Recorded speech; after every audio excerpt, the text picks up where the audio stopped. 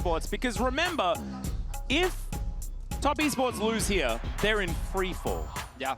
Team Liquid could just kick them out of the entire tournament. It would be insane. Like, it would be completely ridiculous. I think so many people just assumed that it would be Top Esports taking on Life Esports, and that would be our final, and it was done and dusted. Now, CFO well and truly looking like the second place team at this tournament. That is going to be the Zyra ban here as we dive into pick and ban once again.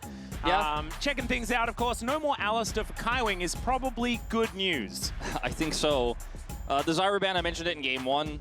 They always ban it. Every team is banning against JunJia. He's undefeated on it domestically, but on red side, a little bit tougher to ban. Now on blue side, with some of those chants removed as well, it's a pretty easy ban. They'll take away the Vi here as well, so really targeting him early on in this draft.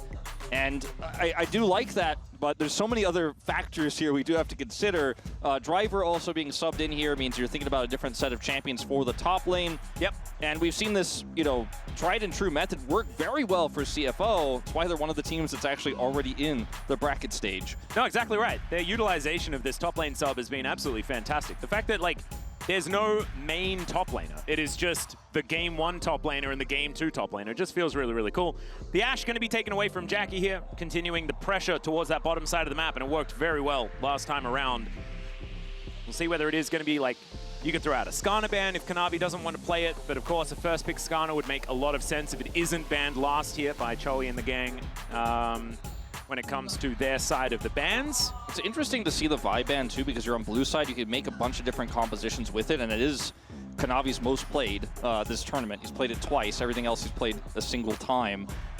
So very surprising actually to see that ban come through when you're on blue side. See the misfortune is taken away here, so a lot of 80 carries off the table when you consider also the Ezreal is gone by default by Fearless. Yep. And the Jhin is gone as well. Varus is now gone, so wow. We're already basically off the meta in terms of bot lane. Draven priority has never been this high ever. As we do zoom in on Jackie's face here, let's see whether that is going to be a consideration for a first pick.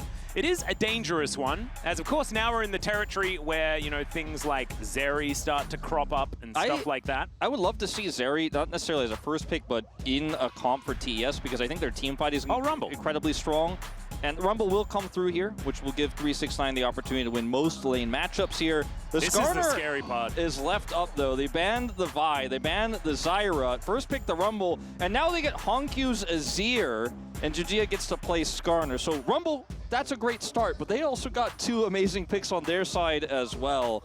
Yeah, there is a lot of power in this one, too. The Sylas going to be coming through now, though. Sylas into Azir is something that we've been no stranger to throughout the years. Stealing away Emperor's Divide has been powerful, but it can be difficult somewhat in the laning phase. We'll see how Creme's going to do. Of course, an incredibly accomplished Sylas player. We've seen him already play it this tournament and looked real, real good. And we'll see whether the young 17-year-old will be able to put him through his paces. One last pick here before we get into our next round of bans from CFO. Lock in your top laner here for Driver, and it's going to be the Sion. He's already played this pick. He be driving. Yep, and he likes to dance after he wins on this pick. And it's very, you know, obviously the Rumble's going to have a lot of advantages early, but like the Cassante could have done in game one for 369, it could weather the storm, be low eco, and make an impact later on. It could also do some shenanigans at level 1. We'll see if they end up going for that later on. A lot of that will depend on the bottom lane matchup. So now, we've already gotten so many 80 carries banned away here, and we're going to just thin them out further. Supports also could be targeted here, but this is where things get a little bit weird, and we try to figure out which bottom lane champions actually suit these compositions. I mentioned before, I thought Zeri would be a pick I think TES can play well with their team fight ability. Now I'm not so sold on it for their composition. Yeah, it is a little bit difficult. Of course, there's no, like, clear let's just lock down a Zeri type pick. If we see a Nautilus ban, then maybe Zeri feels a whole lot better. I actually think it works on CFO's side really effectively. If you just ban Nautilus here, you have pick priority. Maybe they ban the Zeri, but then you get a free Zeri ban out of it. If you just ban Nautilus here, you threaten that, then you have support counter pick for Kaiwing as well. It's a really nice position and draft because they've already got a great frontline, great scaling. They take away the Draven, so they don't ban Nautilus, but Draven would be one of those other picks that can punish and push the Zeri in really hard early. Yep, I actually really like the Draven ban away. Braum going to be taken away from Kaiwing here, but Braum doesn't feel like a Kaiwing champion. Feels like he wants to be on something that's a lot more about going forward, and we know Engage Braum is a myth. and not something that we should ever think actually exists. But Nautilus now is just a pick on 4 could really work out, because you pick the Nautilus makes it a lot harder for your opponent to pick something like a Zeri. Yeah. I feel like if you pick Nautilus, it's tough for them to play Zeri. Zeri doesn't suit their comp. You lock in Zeri as that 5th pick, and you feel good into almost anything. See what it ultimately ends up being here as time is out, and they're going to do exactly that. I mean, you and I are mind-linked on this, and I feel like CFO see the angle as well. It just feels so obvious here. The Braum ban just doesn't really hit for me, especially when you don't know what the bottom 2v2 is going to look like. It's not that strong of a pick at this moment in time necessarily, and they could have support counter pick anyways, so... Let's see what their answer is going to be. Is it going to be like Jinx Lulu? I mean, that kind of works for me here because you could set up those resets. Yeah, I wouldn't mind something like that. Something with a little bit of extra power. Even if you just go Caitlyn Lux and say, yeah, bring it, you know, see what you can do. I'm not sure if this one hits the mark for me, though, Atlas. Ooh. I like the Poppy a little bit more. It's strong into a lot of these champions, but... The Corki is otherwise very risky. Yeah, the Poppy is great denial. Would have been actually a decent pick for Kaiwing to go with as well, but instead it goes over to the other side. But it does open up the lane, right? You're not looking at Corki Poppy and being like, oh, I'm very scared of what they're going to be doing to me in the early game in the neutral. You can pick so many picks here. The Zeri one feels the most obvious. Caitlyn was a good pick as well here, and will do very well into the Corki Poppy. You could have also gone for, if you want to be so bold and be so crazy, is to play something like a Felios here, because you have so much frontline. Yeah. And even getting through some of the weaker points of Caitlyn won't necessarily be a problem here, as long as they have a stable early to mid game, which they were able to do despite giving up first blood in game 1.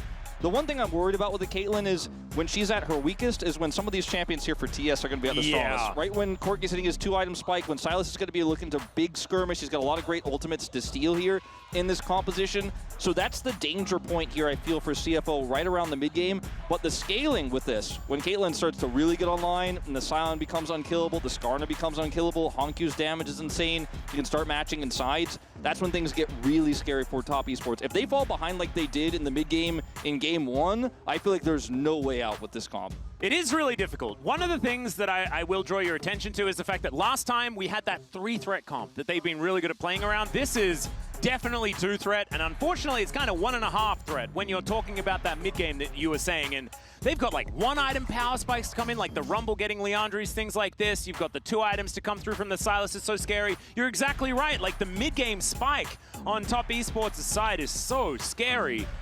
But they've weathered storms before, and CFO have been really, really smart in where they've executed on their compositions. I'm hoping that they know exactly when they're capable of executing this time around, what they need to give away and what they need to fight for, because this composition could certainly find itself in a bit of a slump that they cannot really get out. You know, like there's some big potholes in the road. Yeah. And thankfully they've got a guy called Driver. And so, like, when it comes to being able to get around these potholes, he wouldn't be named that if he couldn't navigate it. Right, Wolf? That's right. Let's have a listen, see whether these fan chants are going to work out. Not bad. Solid. Yeah, I reckon we got that. Like, nothing was really all that coordinated, but I think we all got the message. We figured it out. We had 2 clear voices, or 2 groups of voices, rather. Yeah, They weren't all at the exact same time, but they were on the same... There's 2 factions of both fandoms here in LoL Park today. Yes. Very, very cool stuff. I didn't know that there were multiple factions of the same team's fandom. You know, we talked about the Zeri pick and how it's difficult to play it into the Nautilus. Corki also feels like he has that inherent safety with his Valkyrie, but if you get ulted and you Valk away, you're still going to get caught. You're still going to get knocked up. You're still going to be vulnerable. So somebody to consider as well with that pick. There's a bit of a look in here for Creme, but no level 1 shenanigans this time around. Yeah, I thought he was going to do something weird. They decided against it, though, as we could see. Just really, a very defensive start on both sides. Yeah, it's really important. You see where right now Crisp is, and they check up here as best as they can to figure out if Sion is doing anything funny at level 1, because sometimes you could just, especially with a Caitlyn, even like proxy between the turrets in the bottom lane and just zone the Corki out completely. They won't be doing anything like that. They do get this ward up, so we'll see JunJia start Raptors here. We'll get some additional information, so it feels good for TES and JackeyLove. And at least have one sigh of relief that it's not going to be that kind of laning phase where there's a Sion in this lane. Well, have to have a look at how this one's going to go. If there's ever a time where Caitlyn has massive power over everyone, it is the early laning phase, as you just have a lot of extra units of range. Kaiwing not going to have accuracy on the anchor to start us off here. As you can see, the health bar is actually not quite working out. Doggo trying to get a few headshots here towards Crisp and JackeyLove, and it looks like they have managed to thin out the wave a little bit better. Another hook going to connect there. There's no steadfast presence just yet, but Kaiwing's lit on fire. And Doggo needing to really put on the pressure, try and lock something down. Kaiwing feels okay with this, as hongQ doesn't. Oh dear, yep, there's a few minions trying to help him out here, as hongQ just trying to turn it onto Creme as best he can. Arises another one of these Sand Soldiers, and Creme have to be a little careful, both of them drinking their potions, and now Creme with some chains, not gonna land it. As JunJia comes in and just says, Kanavi, please leave. In my experience watching... Whoa, there's a flash forward. Shifting Sands comes out as hongQ is going to keep himself alive. No flash required there. Man. That's some killer instinct from Kanavi. I don't know whether it necessarily works. There's even more fighting, as now Driver is the one walking away, but he dealt with the minion wave, so I guess he's fine. Ends up getting the stun here. The minions are on Driver's team on this one. Yeah, the Flame Spitter is really hurting. Driver still sitting on both his biscuit and his potion. And now 369 landing basically everything. Good flash is going to get Drivers out as well. That feels really nice here for 369. The wave's in a horrible place here for Driver as well. So really tough for him to actually get that farm. So now 369 will get that natural rumble advantage he'd like to have in this lane. That flash from Kanavi earlier, I feel like it's one of those moments where it doesn't amount to anything too impactful right now, but it's a small zoom in on perhaps some of Kanavi's psyche in this series, where in game one he got first blood but wasn't able to make a big impact. He's been one of the most heavily criticized players at this tournament, and he's like, I see an angle. I'm going to take that chance every time, and unfortunately doesn't come up big with it, but you respect the hustle, so to speak, but it will put him at a small disadvantage here. He's going to look for something else now as Driver shows back up at top lane, didn't teleport. Oh dear. Crisp is here too. Yeah, they're pulling the wave. Driver knows exactly what's going on here. Wants to be able to get rid of these minions as quickly as possible. The heroic charge from Crisp as he dives in. They have to be wary. Will, of course, turn into a zombie, but it looks like they are not going to have the damage to take him out on this push. Now just waiting for this tower to reset. Slowing down Kanavi here as Driver does go down for first blood, but 369's in trouble. Down extraordinarily low, but not going to fall. And now on the other side, let's see whether JackeyLove is going to survive this one. The flash comes out, the Valkyrie there as well. Stun comes on through as Kaiwing's going to be taken out. Jackie is still alive, and it's a disaster for CFO. JackeyLove played it super well too. Ends up surviving there. Nice fancy footwork, gets out of dodge, and this turns things on its head because that was the cross map that CFO were looking for, knowing Crisp was there on the top side. Man, every time I watch hongQ on this Azir, he's just like constantly trading, constantly threatening kill pressure. And man, this could not be a worse start, unfortunately, here for how things are going for CFO. Now, Driver did not teleport to the top lane, so goes right back up here, but guess what? Kanavi also right back up here. Yeah, Driver does have a level advantage, but I don't know how much that's going to matter as he's looking to try and escape. Only level 5, so cannot actually drive his way out of this. Even though he is walking pretty quickly, the flash does come forward. He's got the Soul Furnace shield, and he's fine. Never mind, it's a Sion. He is unfortunately, though, now down his teleport, but he's up on CS. So at the end of the day, he's not feeling horrible. Actually still has a gold lead.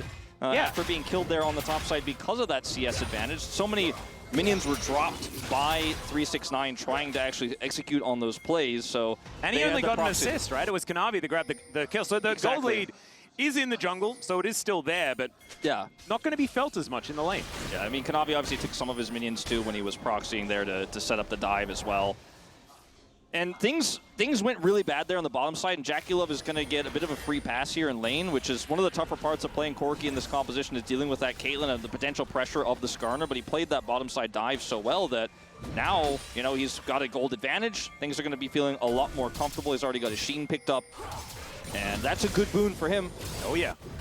Now Doggo up here representing Deft with the DRX skin. You love to see it. And is just going to be catching this wave. Looks like the Grubs should be going over to top esports, though. Not a lot of contest available here on the CFO side with how they're sort of feeling right now. Yeah, and JunJia not even going to risk anything. He's now going to move down towards the Dragon to see whether the cross map is going to be available. But you saw some pings out from top esports. I think maybe considering going for a contest on that one as well. Yeah, I think also for JunJia, you're like, oh, it's my cross map is a solo Chemtech Dragon, and it's just not the same sort of value in the composition.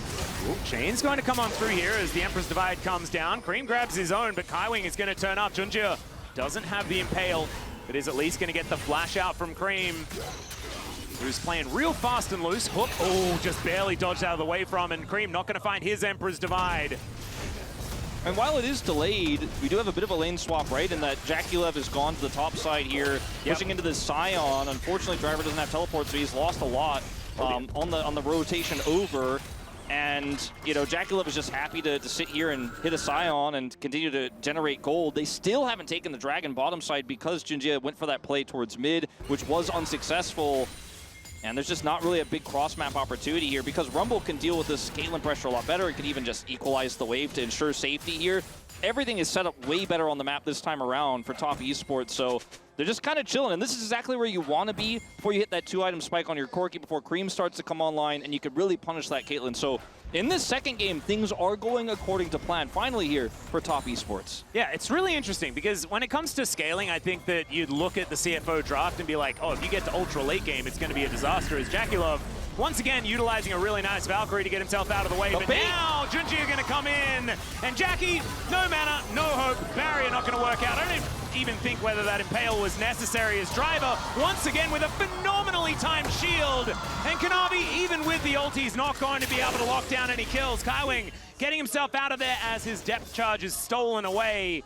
Yeah, and, you know, obviously the Rumble, he can equalize that first wave, but now is under pressure here, so that means that Creme has to respond, and that's a free push for hongQ here, who's just chilling, and he's like, all right, maybe we can catch somebody on rotation. I think he should be aware that he'll be the one caught if he actually ends up trying to play this one out, but it's a second failed flash opportunity for Kanavi, trying to make a play there on the top side. Driver plays all this incredibly well. He sells this so well, takes that extra auto, comes in for the ult. JackeyLove is like, bro, I have Valkyrie. Yeah. I'm gonna kill you. But JunJia, because he's Skarner, can go over that fat wall and close the gap faster than JackeyLove can realize. And yes, Crispin and Kanavi were coming up, so JackeyLove probably felt like even if the Skarner was coming, he'd feel safe. But look at this shield, like you mentioned, from Driver here. Oh, Kanavi flashes for the play, was unable to get the Crescent Guard to split as the way he wanted to there, and ends up getting pushed away. Doesn't die, but his flash is once again down.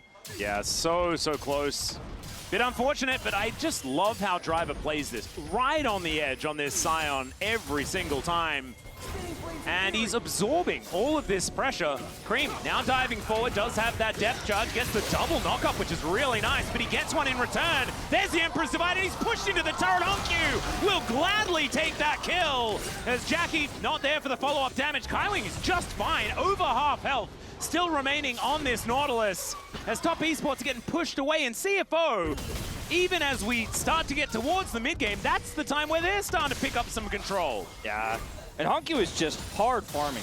Like, he's sitting at 1 kill off of that last play, but he's also just stacking CS. He's 20 CS up on this Sylas, and that just ballooned as well. Yeah, like with the trough that we're talking about for Doggo, you know, the Sylas needs to be relevant, and if he keeps getting this far behind, he won't be, and so that punish isn't necessarily going to be there. First Dragon is finally being taken here. It's super late into the game, but it goes over to CFO as well, which buys them some additional time.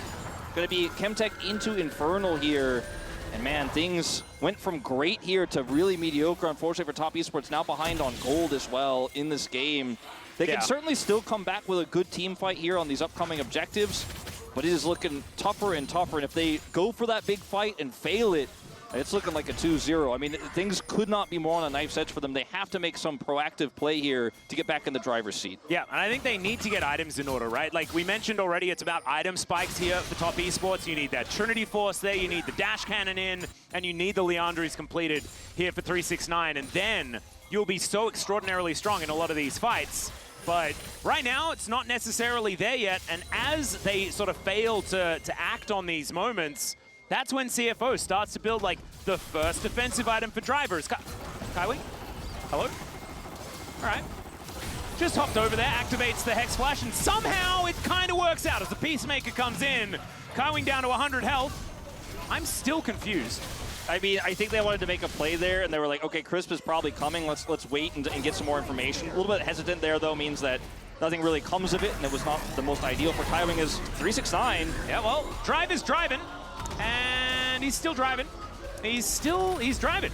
He should be able to get out. And he gets a control ward on the Grump, and he gets himself out. So that's a way to avoid a gank, ladies and gentlemen. And that's still going to be first turret going over here to CFO. Still able to clear out the wave.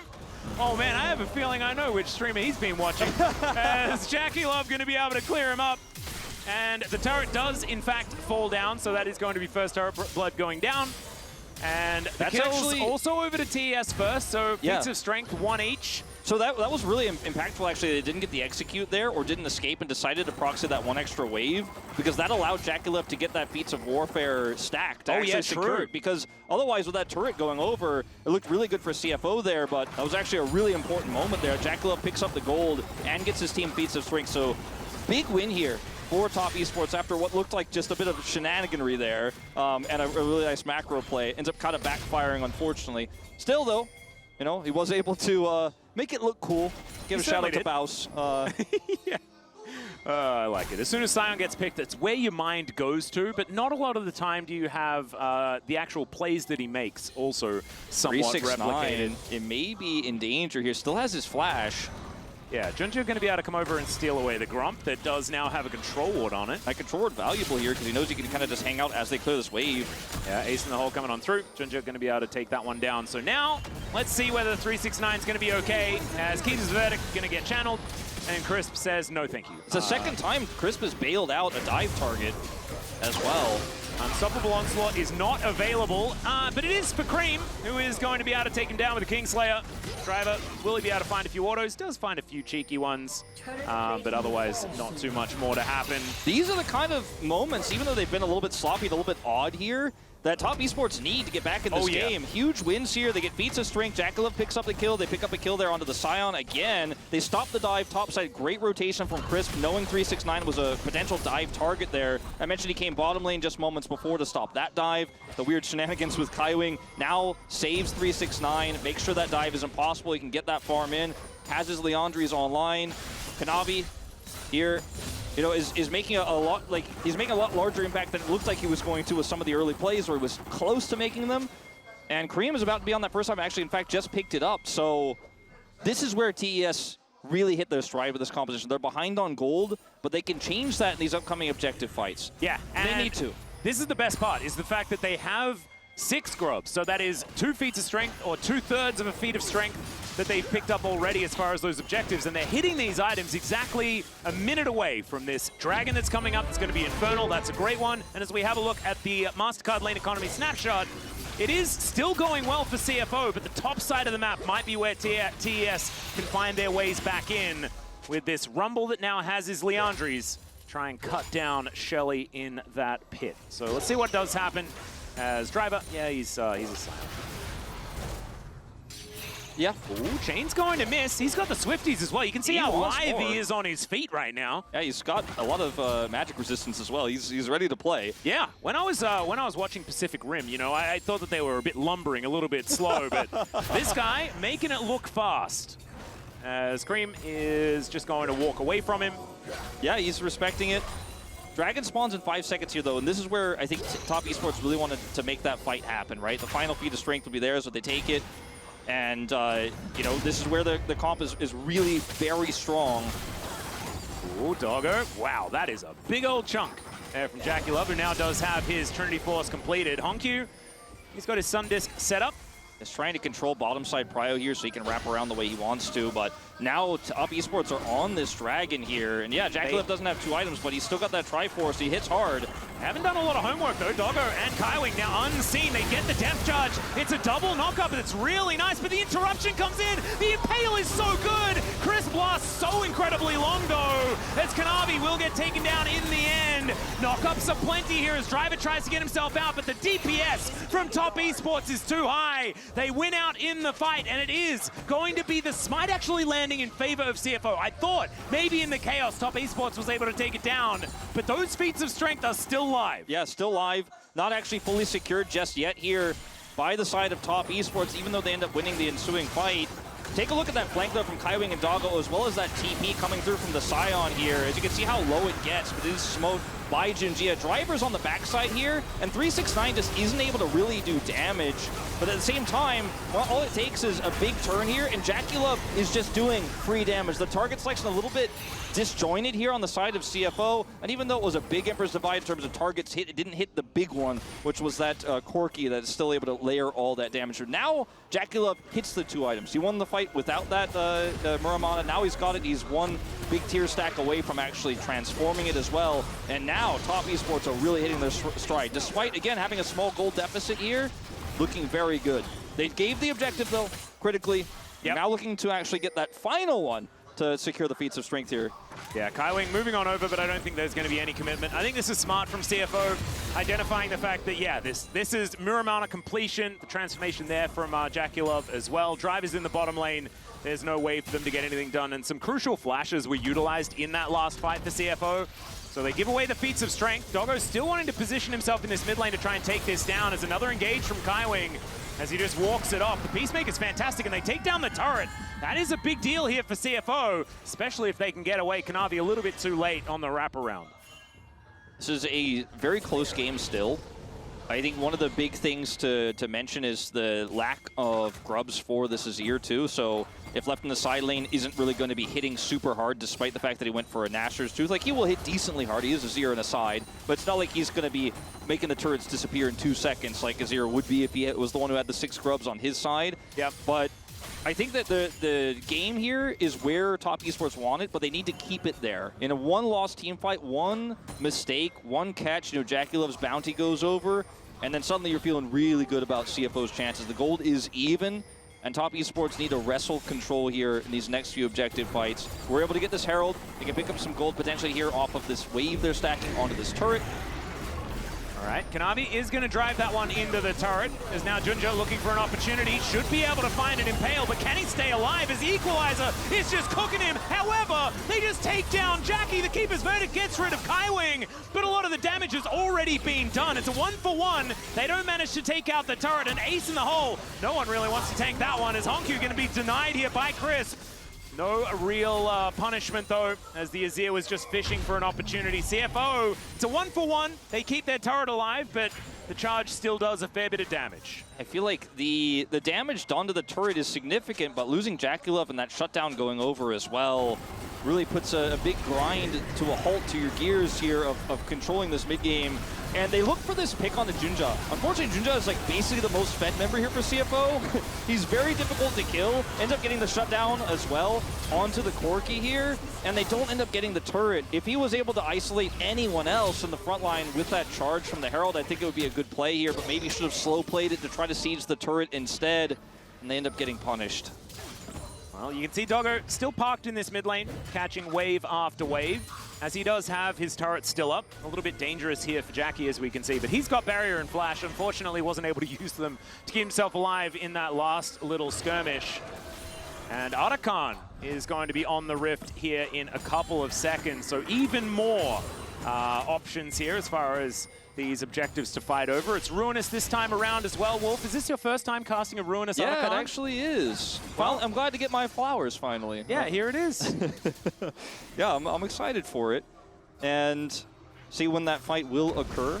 As last game, I was hopeful maybe we would get it, but we ended up just having a little bit of withdrawals again. Yeah. Driver is a level behind. 369 actually pretty powerful at the moment. 800 gold in the lead as far as his matchup is concerned, as Jackie taking so much damage. Doggo flashing out of the way of Crisp as well. Gives him the thumbs up. Man, Doggo kind of feeling himself here at the moment. And I think he should. He trades flash here.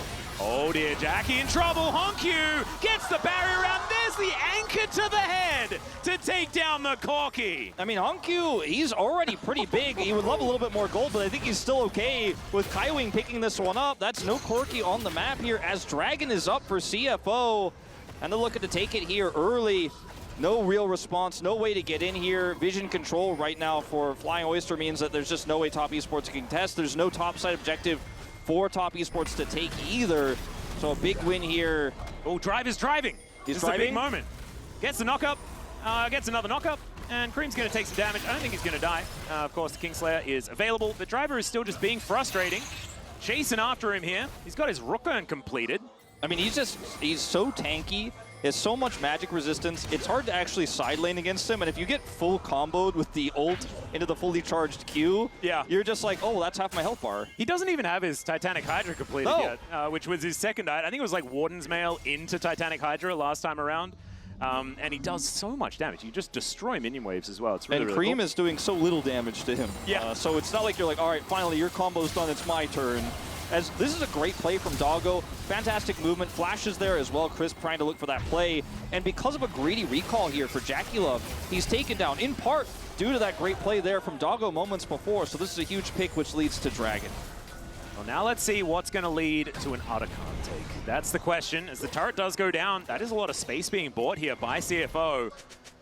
Making the map for Top Esports as small as possible. I mean, Doggo's hit 2 items here. He is going to be hitting hard. Yeah, and with the Yuntal, I feel like it does help the 2-item spike for Caitlyn. Often we talk about like 3 or 4 being the time where she's really happy. I think Collector Infinity Edge was okay, but also with the Yuntal Infinity Edge, you're feeling all right there as well, especially with the added attack speed. So nicely done there. Yeah. Decent spike. This is... I don't think this can be a take here for Top Esports. For a second, I thought they were going to Hail Mary it, and I don't think the game state is that desperate, but they are going to try for this. And Driver does not have teleport. They're aware of that, and maybe they think they can actually burst this down quickly enough, but I'm not so sure myself, and I think they do tend to agree as they back away. Yeah, he's got unstoppable onslaught. He can drive his way up there. Yeah. Now, remember, this means 369, because Driver doesn't have teleport, has to walk up, can push for this bottom turret, so they get a tempo play out of it. But maybe a leash here as CFO are looking to turn this one around. Yeah, this is a bit of a thanks for the leash question mark type situation here as Driver has such a phenomenal angle on the flank. 369's teleporting in. The Keeper's Verdict gets rid of the Nautilus, but the Smite is still there. And Kanavi just going to get thrown out. The Emperor's Divide goes down. That is going to be JunJia taking down the Otacon. But is it going to be enough to win them the fight? As the Impale onto Creme, that's going to take down the Sylas. They do manage to get one back, but it's a triple for the young man in the mid lane from CFO. And they also get all of these flowers as well. Man, what an incredible turning point. They already had a slight lead, but now it's like 2.5K. Yeah, it's massive here. And what this may be a bit of a tragic end to this series here for Top Esports as they commit to the Keeper's Verdict.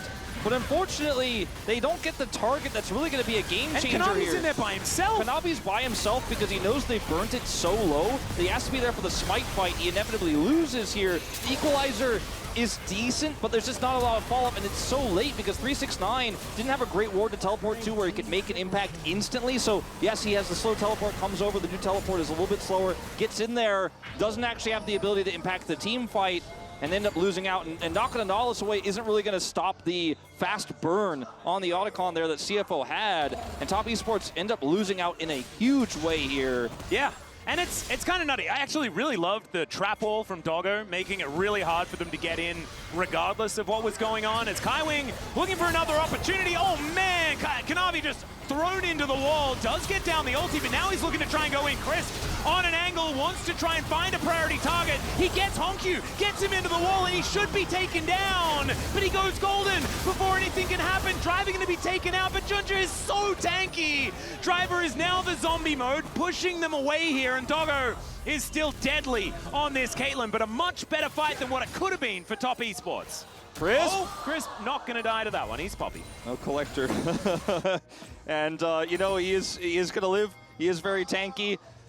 But man, that was a little bit of a disrespectful fight for CFO, to be honest, because that's a Xin Zhao that you're locking down here as Kaiwing does still have his ultimate, so he can absorb a ton of the damage here. And now you're actually funneling into an equalizer, so a bit haphazard here. I think really seeing blood in the water, but ultimately this ends up being a way better fight here for Top Esports. I think that they would be able to ordinarily get at this game state because of the geography of which CFO ended up taking this fight. Driver peels them away, or peels so they can get away. Otherwise, maybe they could have gotten more out of that, but CFO need to be careful because a few more fights like that, then suddenly Top Esports are back in this. Do you know what? This might be like a little bit too much. You know, maybe it's not the decision-making that they were going through, but CFO at that point in time was 2 minutes away from this Cloud Soul point.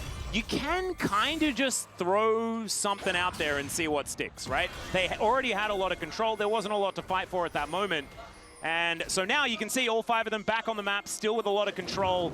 And if that play does work out, then you're maybe able to take an inner turret and then get full control over this Dragon Pit. Yeah. And on the other hand, I mean, you just get to reset and then the Dragon is going to be up. So now we're fighting for Seoul Point. TES just wanting to try and deny it as best they can. Oh man, just one extra link in that chain.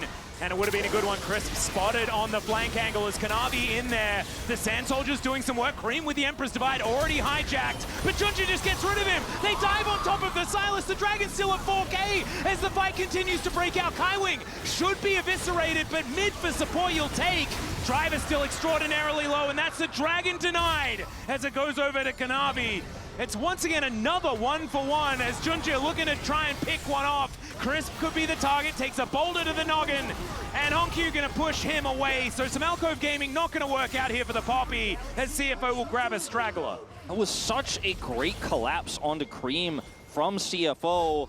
And the fight ends up being pretty close, right? And ultimately they do end up winning in the kills, but they don't get the Dragon. So this buys some additional time here for Top Esports. They do have now a single Dragon to their name. But look at the chunking onto Creme. And then JunJia, with this controller, has full vision, and he's just ready to go. They end up locking this one down. Now Top Esports respond in kind instantly here, and Kaiwing is taken down. Driver incredibly tanky, so difficult to lock him down and kill him, but it buys enough space as they push the front line away to get the Dragon. They know, though, against this double threat of this fed Azir and Doggo, who's now fully online, they cannot win the ensuing fight, so have to then retreat. I think they played it about as well as they could have there after losing their mid laner. Yeah, the problem is, it's only going to get worse here for Top Esports, right? Like, their sun is setting as far as this composition is concerned. And yeah, they do have like a fair bit of, you know, scaling opportunities. There's some poke to come through from the Corki, things like that you can talk about. But like, this is two mega tanks in the Skarner and the Sion. And Corki is not known for his tank busting. Yes, he's got a Lord Doms, but I don't know whether it's going to be enough steadfast presence. Maybe not as steadfast as Chris wants it to be as they do dive in. JunJia going to be pulling back Kanavi, though, as the equalizer burning down the Skarner. So the Skarner not going to get barbecued today. Not too worried about it as Creme spotted on that trinket. Yeah, he's just going to have to leave here, and Baron is up. JunJia is fairly low three here. items, dude. Yeah, I mean, I think this is still kind of greedy. Let's see if Creme can find an angle. His hijack is just now available again. Yep, Driver, I think with a health bar that is much larger than it has any right to be at this point in the game. Just need to kind of reshuffle here and push Driver to block 369, and they can try to burn this down. Creme looking for the flank. Oh, yeah, hongQ almost actually caught out. There's JackeyLove just scooped up, and Creme diving into the back. He wants to be a hero, but it's desperation from Top Esports. Another clean sweep for CFO. What is this? I mean, CFO, I think, could do no wrong, it feels like today, and they pull it off again. And look at the setup here. Kaiwing and JunJia, I mean, they are just a two-man, block somebody down and kill them squad here. The Hex Flash over the wall. They find Kanavi, and yes, the Crescent Guard buys some time, but he is just pulled back. The Impale is down. So you're feeling like, okay, maybe there's an angle here. Creme's on the flank, but he can't actually set anything up. Gets his hijack, grabs the Nautilus ult, but look at how Driver zones 369 out. They have the traps down as well. hongQ finds JackeyLove as he's trying to aggressively position to do damage, but Top Esports could not have been more split. And part of it was positional error, but I think a lot of it was the way that was handled by CFO. Completely blocking the Rumble out, catching JackeyLove there, and just saying, yeah, Creme, you've got the flank, but it's too late, buddy. There's nothing you can do. And down goes the Baron. Red Bull Baron power play here already stacking up at 2K, and man, Flying Oyster are flying away with this one. They are looking so incredibly good. And I just want to stay, as an Australian, these guys are now representing my region. There you go. There we go. Oh, man. Everybody else from OCE in the chat, please make yourselves known. This is our team, and they are doing the unthinkable here at First Stand. Absolutely incredible performance, only losing so far to Humble Life Esports, and I now want to see that rematch now that they've got their eyes in here at Lol Park.